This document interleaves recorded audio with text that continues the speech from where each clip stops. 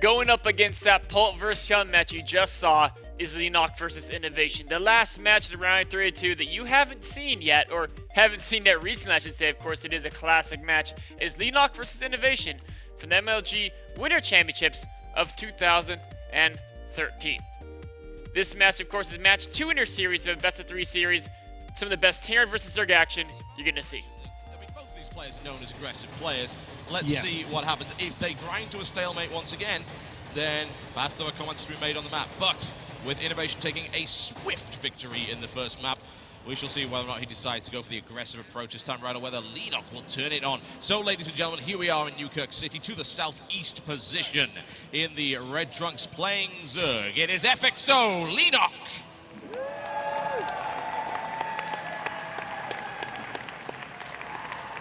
And spawning down in the bottom left-hand corner with phenomenal start-to-finish aggression. Hope to see him keep it up because it would be kick-ass. It is STX Soul's Innovation.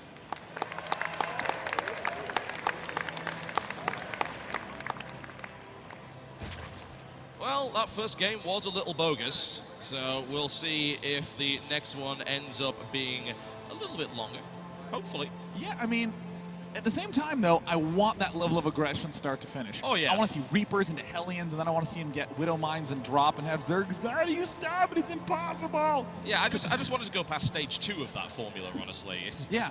Just not die to Hellions, that would be good. I mean, yeah, it's a mistake that just happens every now and again, even with players of this caliber. It was well-controlled aggression. We shouldn't take that away from Innovation at all. Yeah, I mean, it is kind of true that even though the aggressive strategies look the most unstoppable, the fact is, if you do too many aggressive things, you'll be almost winning and almost winning and almost winning, and then your opponent will stabilize and you'll die immediately. Yeah. Because they'll have better upgrades, better worker count, better production capacity, and you'll get overrun. But Innovation starting similarly. Yeah, and if you think about how that game went as well, that's exactly how it could have gone had he got that Spire up and had he defended just a little bit more solidly than he did, and not lost an entire drone line to the counter-push of Hellions. If he got the Mutalisks out, if he'd gone for some different tech, then yes, absolutely, he would have been able to handle that. But we'll see what he decides to do here. I would imagine he's going to play a little bit more conservatively with his defense this time around, although Pool coming down on 17. So, getting about as late as you safely really can do without going crazy. The Reaper is on its way again, and it's not too far of a jog over the other side of the map here. I mean, this sort of aggressive opening, again, only good if you do a lot of damage. In Zerg versus Zerg, a lot of players are starting to do this. Somewhere between 5 and 6 minutes, start the layer, and you get before 10-minute Mutalisks. It's extremely difficult to deal with. And keep in mind, if Innovation is going Reaper into Factory, he doesn't have good anti-air. He's going to be able to do what? Produce Marines 1 or 2 at a time without upgrades? Make a Viking? Come on, Total Bisc. You don't make Vikings against Mutalisks. That's crazy. That's a terrible idea. Yes. That's probably why I lost my last placement match. And right No, now, I'm kidding. It was a TBT. And right now, your rank is 4 more placement matches to be placed. All right. So we do have, looks like Innovation going for that early expand as scheduled. Harass in the main, SCV starting to think that he is, in fact, an attacking unit. And he succeeded, apparently, because Wow. he actually nailed that unit down quite nicely, down about half health, allowing the Reaper to do what it used to be able to do before someone took its guns away. Ooh, that's a little dicey. Now, this Reaper harass is a lot worse because there's exactly one useful spot to hop up into the main high ground, which is that ridge just in between the ramp and that Overlord. So Leenock has a pretty good coverage of it, has to get the Zergling speed up right away, and I would also say has to get his layer up right away.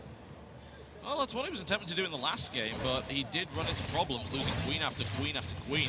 We'll see if he can hold it up better this time. Already, the Reaper harass has been pretty effective. It killed the drone, it killed the Ling. The SCV, I think, actually did get out alive as well, and it delayed a creep tumor, which is one of the absolutely fantastic ways to try and deal with the faster harass from the Hellions and the Reapers. Just have good creep coverage.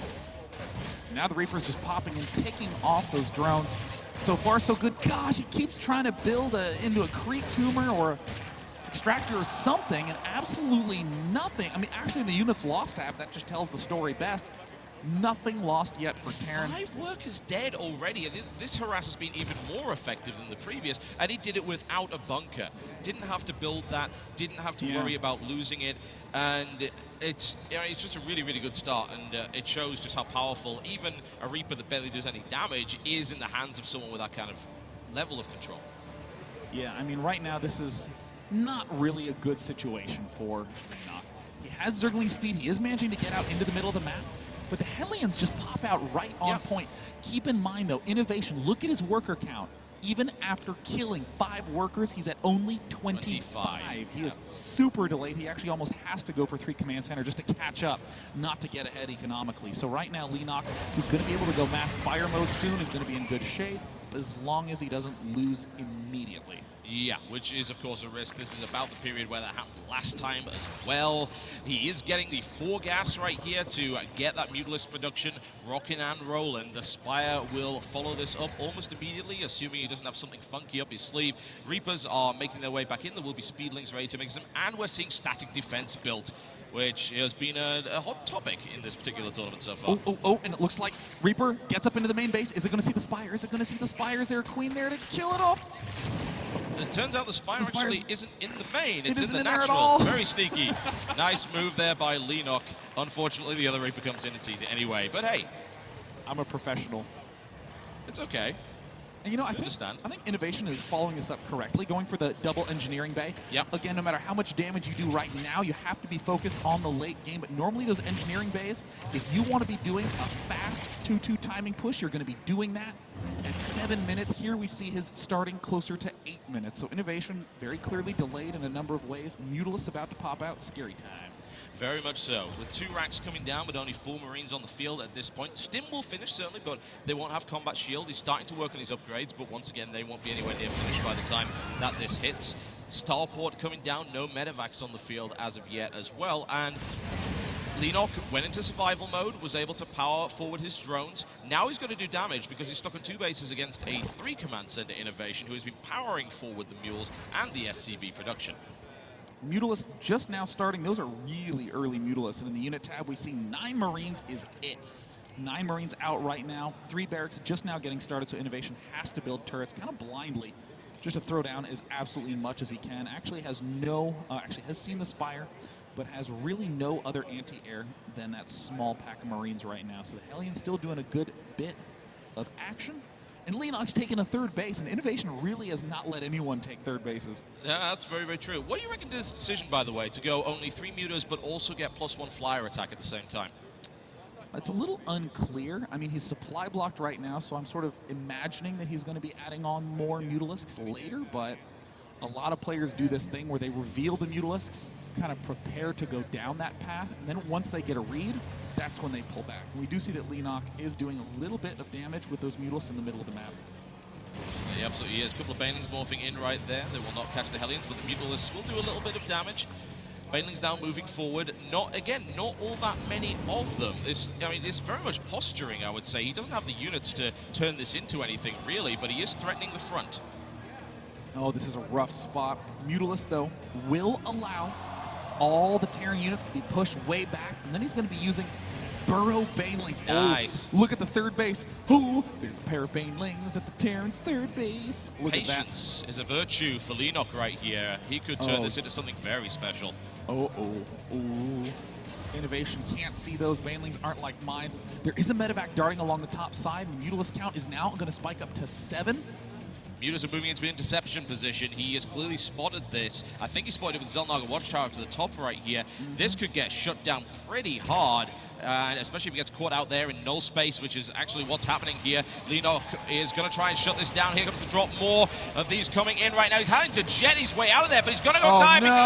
He's out. No, he's not. He's down. Into the void. Is shut down completely. And it looks like the Hellions continue to step forward into the middle of the map. Leenock, even though he's playing from behind, answering everything that's thrown at him thus far. Baneling still chilling in that worker field. And I have a feeling that Leenock is... Oh, no, when he sees the Banelings, that's not fair! That was spider sense tingling there, man. I don't know how he managed to pull that one off, but he did. I guess he was preparing to roll out, so he wanted to preemptively scan to make sure there weren't any burrowed Banelings, and he accidentally found them in his mineral line, so not really doing that much. That's kind of sad. But the Mutalisk count is starting to get pretty big, and he's dedicating the +2 flyer attack very early on. I mean, it looks like Leenock's basically saying, hey, these mutas have fast regen, and they're extremely fast in Heart of the Swarm. let's just build a lot of those. Because Yeah. you can both attack and then pull back to defend very easily on Newkirk City. It's basically a line, extra macro hatch, infestation pit starting now. Could just very well be a tech up to 3/3 and Ultralisks. Definitely a possibility, considering the way that the upgrades line up quite nicely. And Ling, Mutant Ling is totally fine at the moment. The concern, of course, is that how effective are these Widow Mines going to be at deflecting this aggression? He's going to run back and forth to try and defend it with these Marines, but the risk is that this Mutant Pack runs into a Widow Mine or two and gets decimated. Yeah, it's so hard to control Mutiling properly versus this Widow Mine. I should just, again, call it Bio Mine. The tankless style of play, you're just trying to get the Mutiling into the wrong position and blast off huge chunks of it with a single mine. It looks like this medevac will maybe float over the Zergling pack. Leenock does spot it with an Overlord, and it goes again to intercept. And he should get it as well. I would think we're going to see no boost, too slow. Leenock says sit down. I mean, it's one thing to see everything, but it's another to be able to react instantly. And we see Leenock also trying to use this Overseer to pick off mines. Trying to go for it here and there. He's going to be very, very careful with that, of course. Gets in range, triggers it, then he's going to take more losses than he gains in that respect. But now controlling the map, he's cut the map in half, and yet he's able to range in and out of his opponent's area freely, whereas his opponent cannot drop him simply because of this Mutalisk presence and the great Overlord spread. Oh, and there's the Mutalisk counterattack again. Innovation once again has to retreat. These Widow Mines are not very forgiving if you have them in the wrong spot at the wrong time. And there's the Ling Baneling counterattack rolling right on up. That was really nice. He was so patient to actually make that happen. He waited up there for a good few minutes. He's still fighting here at the natural, taking some damage, but he knows he can regenerate it. With +2 kicking in, he has done a lot of damage. 11 workers killed so far, a command center cancelled, and an Innovation stuck on his side of the map with no drop capability. Oh no, the Mutalisk! Dicey. Pulling back. It looks like a couple of those Widow Mines poached forward in the middle of the map, instantly pulled those back, and now it's Hive Tech, Banelings, Infestors. This may be the key time to begin that transition to Ultralisk, and the mines get ripped down by the Mutalisk at the front lines. Innovation's really stepping his game up, but Leenock's desperately trying to build the Zergling Baneling defense. And what he's got to worry about now is that one drop did give him the slip. What does he do? Does he defend here? Oh, he's got the to mines. engage. The mines. Oh my god, the mines do massive damage. In the meantime, the drop comes in. I believe Leenock managed to shut that down without too much damage. In fact, any damage being done right now. The engagement continues. Lots of Lings coming in right here. Playing on creep, but the Widow Mines as threat. Oh, those Mutalisks! Oh! That was a big hit right there. Several Mutas taking severe damage. A couple going down, ripped from the sky there. Another drop comes in. The spawning pool being targeted down, and it is most likely going to... 200, 190, transfuse! Transfuse! Can he make this happen? Can he save it? He saves the spawning pool! Leenock! It's all over this. Playing brilliantly, but Innovation continues to jam forward. Rolling Marine Marauder medevac with these Widow Mines planted everywhere. I mean, how do you engage this army when the mine placement is like that? Backup spawning pool in production right now for Leenock, just in case he has that level 3 attack en route as well. Here's the stim forward. Medevacs are going to be target fired by those Marines. There is the... Oh! Mines are really good, Total Biscuit. They really, really are, although they all died in the Bailey explosion, funnily enough. So mutually assured destruction going on between these two guys right now. Link's going in from the side right now. Able to get the flank marauders in front right now as well. Driving it back. Leenock with all the Mutaling, the Banelings, eliminating all the mines. Another redrop in the main base causing hell, but that's all right. Leenock has pushed the push of Innovation back. He's still bleeding though, and he's got to deal with these drops. He elected once again, as many Zergs have this tournament, not to use static defense against this kind of thing, and that means having to pull back every time. And in the meantime, you see the strike coming up to the top base. He's able to do that. The drop's pulling the army back and then smashing down this hatchery, taking damage. Link's moving to intercept right now. Not a huge amount of DPS done here. May be able to save this, especially with good Baneling Connect. Saves it at the moment, but there's more pushing coming in. He's not going to let go. A fungal growth hits. Not bad at all. Link's continuing to engage at the front here, trying to save the spawn. Another fungal. Surround coming in right now. Crushing it. A mine connection does an insane amount of damage to that Ling Muta pack. but it looks like more drops at the third base. Innovation and other Terrans this weekend, emphasizing Marauders, the drop designed to kill off buildings. Leenock carefully repositioning his air units to eliminate the medevac, the ground units. Target fire the fourth. Will they be able to take it down? Again, the answer is no. Leenock has answers to all these threats. Banelings connect, and the drop at the natural expansion has been eliminated. More medevacs going down here. It would be a shame if you let those go, but it looks like you might have to. Leenock's still behind in supply. He's taking a lot of economic damage, whereas he's not able to inflict it on his opponent. Innovation sitting on 74 SCVs, looking to try and take a fourth base right now. Leenock finally might be able to get some momentum. Hey, free medevacs!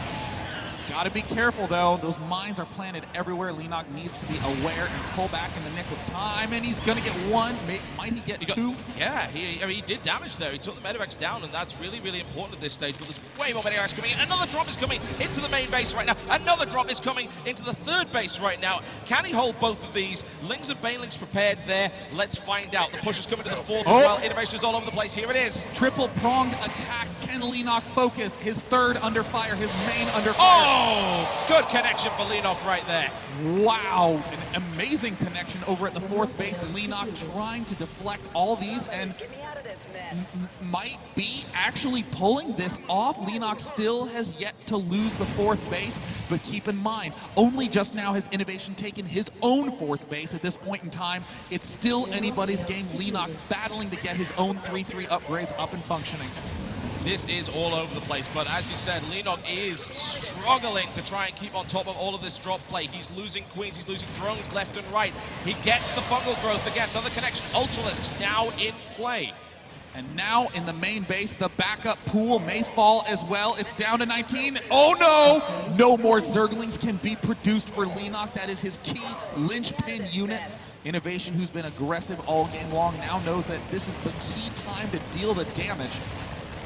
He's going to try and do just that. Drones being built as a backup at the moment and also trying to catch up. He's taken so many losses. 20 drones being produced, 40 drones killed this entire game so far here by Innovation. Effective drop play across the board. And these bases remain secure for Innovation, which is perhaps the biggest deal. Dropping a unit to try and get rid of a couple of Banelings here and there. Efficient trades, knowing he's ahead economically. Right now, another drop moving along the top. And Innovation realizes it's time to regroup. He has 36 Marines, but they are spread every which way. 2 medevacs going down south, 1 medevac now dropping in the fourth base, stimming. Can that take out the fourth? It looks like the answer is nope. Innovation gonna lift right on up again. What do you do in Leenock's shoes? We actually see him upgrading Zerg range upgrade. Don't know if he wants to be transitioning to something like Hydralisk in this position. Could potentially do some damage, but the real question is, how is Leenock going to begin stabilizing now that his pool is back? Mutalisk moving into intercept once again. One drop shot down. Second one is going down. The burners are not active. Oh no! Down it goes. Leenock takes it down once again. Exceptional drop defense, but is it enough? It's unrelenting aggression from the Terran. And there we see Innovation dropping yet again at the third. Leenock is forced to pull. Burrow Banelings gets spotted. An amazing scan by Innovation, stepping it up. Third base drop will be eliminated by this Mutaling, and the fourth gets sniped. Finally taken down. It took so much work. It did happen.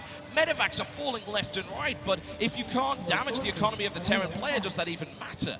I don't think so. Innovation taking another expansion, building backup command centers, adding on more barracks. Right now in the structures count, we see 8 barracks are out. It's crazy the amount of damage he's done with just 8.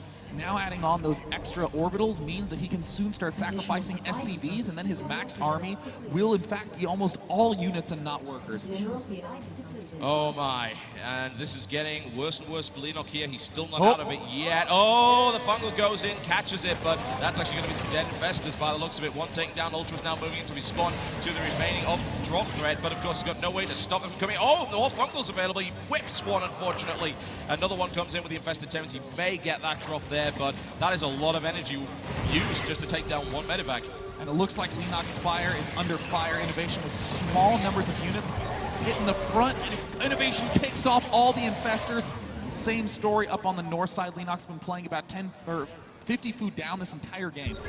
He really has. He's been playing so well, but it's getting to the point now where Innovation has a maxed out army and is building the bank to be able to rebuild it. Down goes the Ultralisk Cavern as well. Perhaps one of the key structures that Leenock had in this game. Damage is being done. Innovation is continually remaxing. Leenock is not able to do so.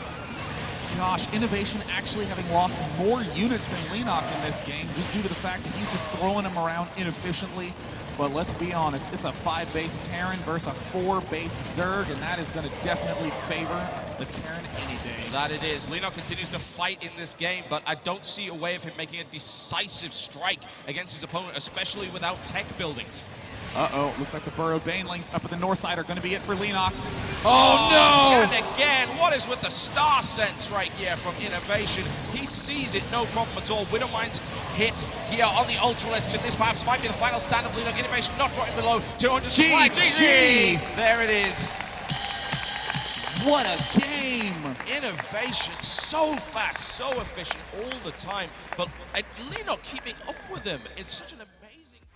There you have it, the last game of the round of 32. Put in your votes now. Which of those last two games did you like better? Was it Polt versus Hyun or Leenock versus Innovation? Go on Twitter, hashtag MLG, and hashtag either Polt versus Hyun or Leenock versus Innovation. Now let's go ahead and take a look at some of the earlier results of your voting from yesterday. Got a couple of earlier brackets at round 32 here at the very top. You can see Bomber vs. Ghost User was voted over Marine King Prime versus Partying. The famous Huck vs. Idra match with the great hallucinated vote raise, that one beat out a Life vs. Polt match. Polt vs. Nanoa took out Huck vs. Kiwikaki, and a different Kiwikaki match, so this one also with Nanoa, took out Leenock versus MVP. We'll see these matches go heads up tomorrow, but now on to more of the bracket. Lower down, we can see that Boxer versus Rain took out Jinro versus Choya. Idra versus MMA, another great one with Idra where he does leave the game with maybe a bit of an edge. Did take out Cats vs. Dragon, the Proxy Hatchery match. Flash versus Party took out Paul vs. Yon, Inktor vs. Illusion, and Idra vs. Boxer. That one is still up in air, so get in your votes now, and you can vote for that one as well as all the games we saw today. Now that's it for the round of 32, but there'll be a rebroadcast coming up right after a few minutes for you to put your votes in.